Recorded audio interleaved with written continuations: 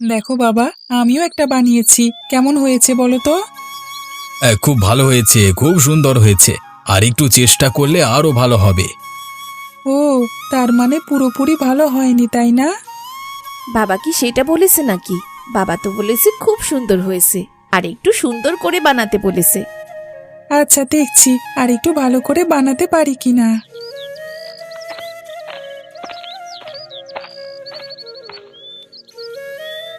কি গো মা, কোথায় গেছিলে?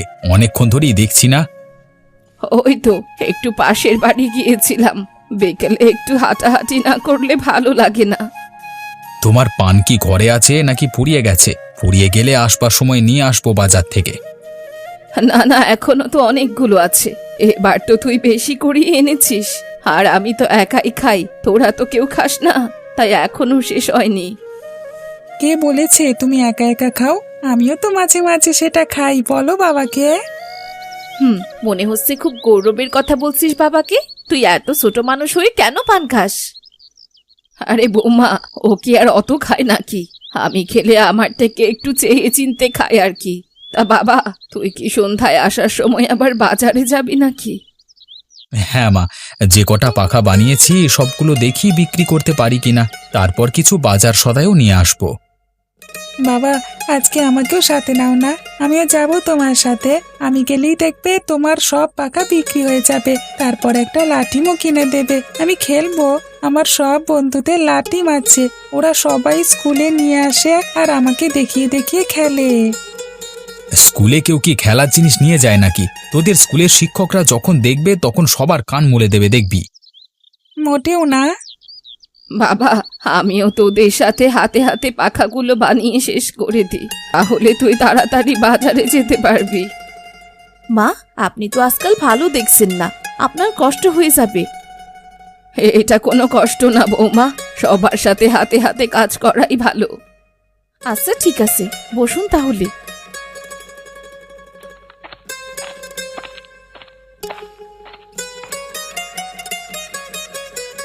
কি রে রাজু, আজ খেলতে যাবি না? যেতে তো ইচ্ছে করছে, কিন্তু আজকে যাব না। আমি বাবার সাথে একটু পরে বাজারে যাব পাখাগুলো বিক্রি করতে। সব পাখা বিক্রি হয়ে গেলে একটা লাল দেখে লাঠিম কিনবো। এখন তো তোরা সবাই আমাকে দেখিয়ে দেখিয়ে খেলিস, তখন আমিও দেখাবো। এভাবে বলছিস কেন রে? আমি কি তোকে আমার লাঠিম দিই না খেলতে? তুই একাই দিস, আর তো কেউ দেয় না। তাছাড়া তুই কি সব সময় দিস নাকি? তোর যখন মন চায় তখন একটু দিয়ে দিস, আবার একটু পরেই চাইতে শুরু করিস। তাই এখন থেকে তোদেরটা আর লাগবে না রে। আমি আজকে লাল টুকটুকে বড় দেখে একটা কিনে আনবো, দেখিস। আমাকেও একটু দিস রাজু, আমি এতদিন তোকে আমার লাঠিম দিয়েছি, এখন তুই আমাকে একটু দিবি না? দেবো, তবে একটু খেলবি, বেশি না, ঠিক আছে? হ্যাঁ ঠিক আছে। আচ্ছা, তুই এত ঝগড়াটে কবে থেকে হলি রে রাজু? এটা তো একদম ঠিক কথা না। আমাকে ঝগড়া করতে কোথায় দেখলে মা? এতক্ষণ ধরে রনির সাথে যা করেছিস, তা ঝগড়ার থেকে কোনো অংশে কম নাকি রে? না তো কাকিমা, আমরা তো এভাবেই কথা বলছি। আচ্ছা রাজু, আমি এখন যাই, হ্যাঁ? নতুন লাঠিম কিনে আমাদের বাড়িতে যাস। আচ্ছা ঠিক আছে।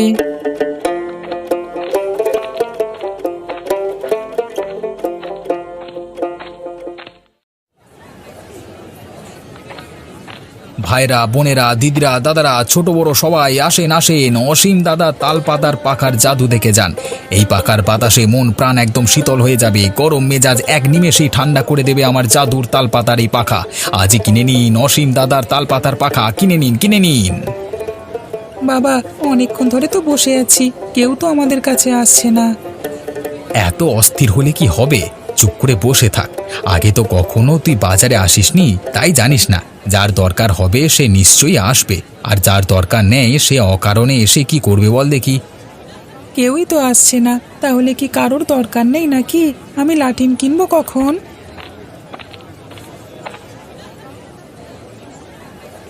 তোমাদের পাখা কত করে? আরে দাদু, আমাদের পাখা হতে যাবে কেন? মানুষের কি পাখা হয় নাকি? আমাদের বাড়িতে অনেক তাল গাছ আছে, এগুলো তো তাল গাছেরই পাখা। তুমি কটা নেবে দাদু? দাম কত করে? একটা পাখার দাম 50 টাকা করে। কি বলছো, কি পাগল হয়ে গেছো নাকি? আর পাখার দাম আবার 50 টাকা করে হলো কবে থেকে? আবার 20 টাকা করে দেবো। অনেক কষ্ট করে তাল গাছ বেয়ে ওপরে উঠে তাল পাতা পারতে হয়, তারপর সবাই মিলে সময় নিয়ে পাখা বানাতে হয়। এইসবের কোনো দাম নেই বুঝি। 20 টাকায় দিতে পারলে পারো কিনা দেখো। না না, এই দামে দেওয়া সম্ভব নয়। আচ্ছা যাই তাহলে, তুমি যে দাম চাইছো এ দামে বাপু একটাও বেচতে পারবে কিনা সন্দেহ আছে। না পারলে কি আর করা যাবে, বাড়ি চলে যাব। আচ্ছা তুমি বসে থাকো, দেখি কে কিনতে আসে তোমার কাছে এত দাম দিয়ে। বাবা, বুড়ো দাদু তো দেখি পাখা না নিয়েই চলে গেল। তুমি মনে হয় বেশি দাম চাইছো। 20 টাকা করেই দিয়ে দাও না বাবা, কেউ তো আর কিনতে আসছে না। চারিদিকে অন্ধকার হয়ে যাচ্ছে, রাত হয়ে গেলে সবাই তো বাড়ি চলে যাবে। এত কথা বলিস না, এত কষ্ট করে বানিয়ে এখন বিনা লাভে বিক্রি করে দিলে ভাত খাবি কোথা থেকে? আর লাঠি বা কিনে দেবো কোথা থেকে? হ্যাঁ আচ্ছা তাহলে এখন থেকে আর কথা বলবো না।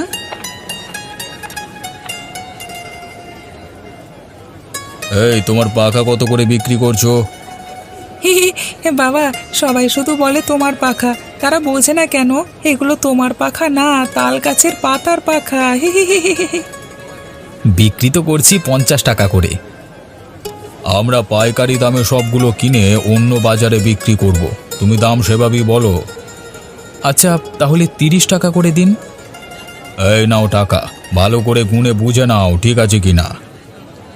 হ্যাঁ ঠিক আছে, যদি কিছু মনে না করেন তাহলে কি আমি জানতে পারি আপনারা কোন বাজারে নিয়ে গিয়ে বিক্রি করবেন? কেন, তুমিও কি যাবে নাকি সেখানে? সেটা তো এখান থেকে অনেক দূরে, যাওয়া আসার গাড়ি ভাড়া দিয়ে তোমার লাভ থাকবে কি? আসলে খুচরো বিক্রি করতে হলে পরিশ্রমও বেশি হয়ে যায়, প্রতিদিন অল্প অল্প করে বাজারে নিয়ে আসতে হয়। পাইকারি বাজারে ঠিকানাটা দিলে 2 থেকে 3 বার গেলেই তো হয়ে যাবে মনে হচ্ছে। এই বাজার সতীনাথপুরের কাছাকাছি, প্রতিদিন অনেক লোক আসে সেখানে। আমরা বিভিন্ন বাজার ঘুরে ভালো ভালো জিনিস পাইকারি দামে কিনে নিয়ে ওখানকার খুচরো ব্যবসায়ীদের কাছে বিক্রি করি। আমাদের নিজেদের গাড়ি আছে, তাই লাভ ভালোই থাকে। আপনারা আমার খুব বড় উপকার করলেন, আপনাদেরকে অসংখ্য ধন্যবাদ আমার এত বড় উপকার করবার জন্য।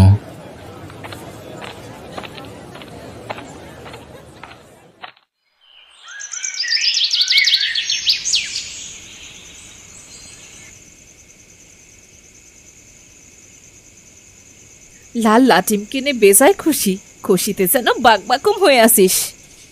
হ্যাঁ অনেক খুশি। শুধু তোমার ছেলে না বৌমা, আমার ছেলেও বেজায় খুশি। কি হয়েছে রে বাবা, কোনো খুশির খবর আছে নাকি? রাজু বলেছিল না মা, আজ রাজুকে বাজারে নিয়ে গেলে সব পাখা বিক্রি হয়ে যাবে। কথাটা একদম সত্যি হয়েছে। শুধু কি তাই, আজকে থেকে বড় এক পাইকারি বাজারের সন্ধান পেয়েছি। এখন থেকে রোজ রোজ অল্প করে বানিয়ে এই বাজারে বিক্রি করতে হবে না। তাই নাকি রে দাদু ভাই, তাহলে তো তোর ভাগ্য খুলে দিয়েছে। ঠিক বলেছ মা, ওই বড় বাজারে নাকি অনেক মানুষ আসে, ওখানে সবকিছুরই অনেক চাহিদা। আমি এখন থেকে ভাবছি সাথে আরো 2টো ছেলে নেব কাজে, একেবারে অনেকগুলো পাখা বানিয়ে মাসে 2-3 বার শুধু বিক্রি করতে যাব। যাক, এতদিনে আমার দাদু ভাইয়ের ওসিলায় তাহলে আমাদের উন্নতি হচ্ছে। তোকে একটা কথা বলাই তো হলো না দেখছি। আমার এক মামা শ্বশুর আছেন শ্যামনগর গ্রামের, তোর বাবার বড় মামা। ওনার কথা কি ভোলা যাবে কখনো? এই একমাত্র ব্যক্তি যিনি বাবার সকল সুখে দুঃখে পাশে থাকতেন ছায়ার মতো। ওনার কি কিছু হয়েছে নাকি? অনেকদিন তো কোনো খোঁজ নিতে পারছি না। এই জন্যেই বলছিলাম ওনাকে আমাদের বাড়ি একবার নেমন্তন্ন করলে কেমন হয়? খুব ভালো একটা কথা বললে মা, আমি পরশু সকালে গিয়েই ওনাকে সাথে করে নিয়ে আসব। এটাই ভালো হবে।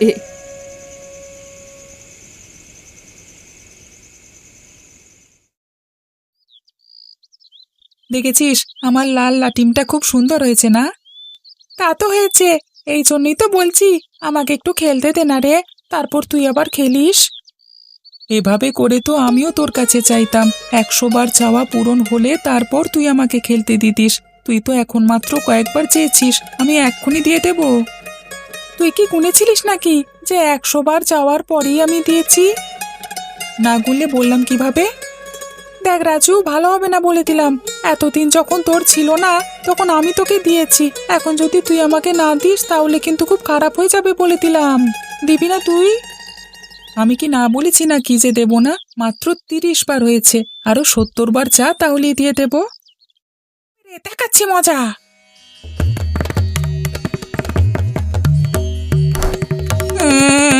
কে আছো? আমার লাঠিম চুরি হয়ে গেছে, তোমরা সবাই এসে দেখো। আমার লাঠিম নিয়ে যাচ্ছে, চোরকে তোমরা সবাই ধরো ধরো, আচ্ছা করে দাও।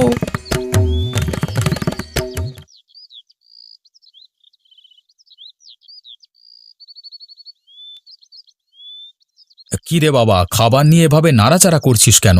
আজকে রান্না তো খুব ভালো হয়েছে, খেয়ে নে। ওর এখন গলা দিয়ে খাবার নামবে না। কেন রে, ওর আবার কি হয়েছে? ওর সাথে লাটিমটা নাকি কে নিয়ে গেছে। কে নিয়ে গেছে? কে আবার? রনি? ওরা দুটো সারা দিন একটার পেছনে একটা লেগে থাকে। আমি ওর পেছনে লাগতে যাব কেন? ওই তো আমার পেছনে লেগে থাকে, এই জন্যই তো আমার লাঠিমটা নিয়ে চলে গেল। আচ্ছা আচ্ছা হয়েছে, এখন খা। এমন অনেক লাটিম আমি কিনে দেব, বিকেলে আমাকে তোদের বাজারে নিয়ে যাস। এখন খা। আপনাকে হাঁসের ডিমের তরকারিটা দেই, আপনি তো খুব পছন্দ করতেন হাঁসের ডিম। হ্যাঁ দাও একটু। আমার হাতের এই তরকারিটা মাঝে মাঝে খেতে খুব ইচ্ছে হয়। একা তো আর এখন আসতে পারি না, তাই আর খাওয়া হয় না। সবাই তো এখন যে যার কাজে ব্যস্ত, কাকে আর বলবো। আচ্ছা অসুবিধে নেই, এখন থেকে প্রতি মাসের 10 তারিখ আমি অসীমকে আপনার বাড়ি পাঠাবো।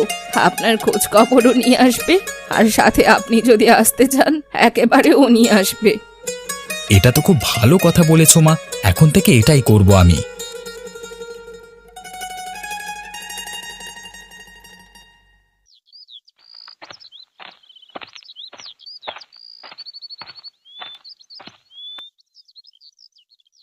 কি রে, তুই আবার আসলি কেন?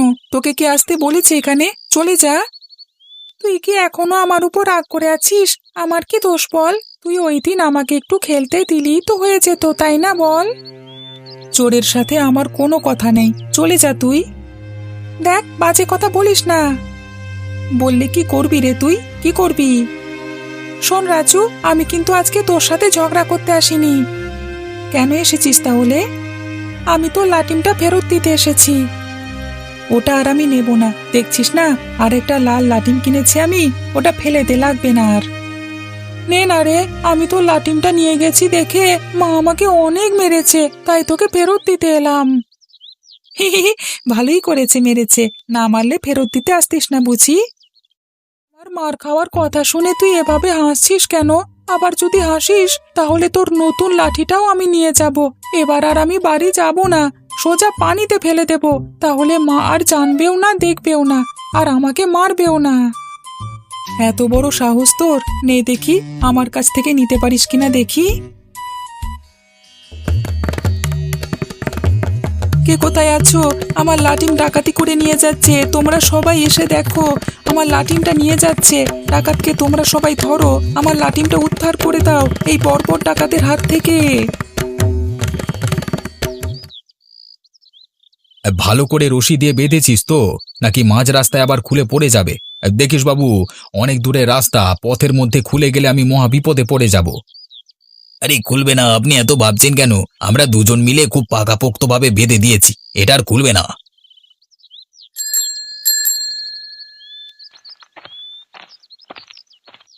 কি রে, এমন ভ্যাঁ ভ্যাঁ করে আবার কাঁদছিস কেন? কার সাথে আবার ঝগড়া করে এলি? তোর তো আবার ঝগড়া না করলে পেটের ভাত ভালো করে হজম হয় না।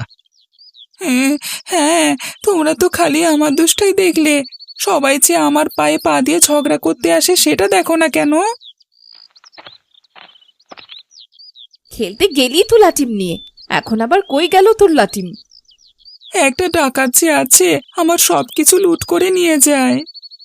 আচ্ছা, তোর বাপ কি তোকে ভাত খাওয়ায় না, নাকি ওই ডাকাতের বাবাই শুধু তাকে ভাত খাওয়ায়? তোর কাছ থেকে সব সময় কিভাবে নিয়ে যায়, আর তুই ভ্যাঁ ভ্যাঁ করতে করতে আমার কাছে আসিস? আচ্ছা, আর কাঁদবো না, এক্ষুনি ওর কাছ থেকে আমি লাঠিমটা উদ্ধার করে আনবো।